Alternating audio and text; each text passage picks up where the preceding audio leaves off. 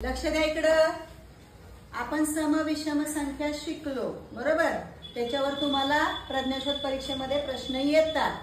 असेही प्रश्न असतात की 52 नंतर येणारी 15वी समसंख्या कोणती. मग अशा वेळेला काय करायचं बघा. 52 नंतर येणारी 15वी म्हणून 52 अधिक 15वी म्हणून 15च्या करायचे दुप्पट. 15च्या दुप्पट किती 30. किती आलं सांगा उत्तर. 52 आणि 30 82. आता जे उत्तर आलं ते समसंख्या आहे का एकदा बघायचं. 82 समसंख्या आहे का. आहे.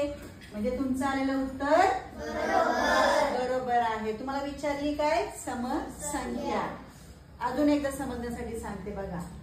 24 नंतर येणारी 25वी विषम संख्या. 25वी विषम संख्या मोजत बसणार का तुम्ही. नाही. काय करायचं बघा. तसंच सेम 24 मध्ये मिळवायचे याच्या दुप्पट. 25च्या दुप्पट 50. किती आलं उत्तर सांगा. 24 आणि 50 74. Very good. पण आता बघा आपल्याला काय विचारले. विषम संख्या आहे का. नाही. मग ह्याला -1 करायचा. किती आले 73. आले का नाही उत्तर. अशा प्रकारे हे प्रश्न आपण सोडवायचे. घाई करायची नाही.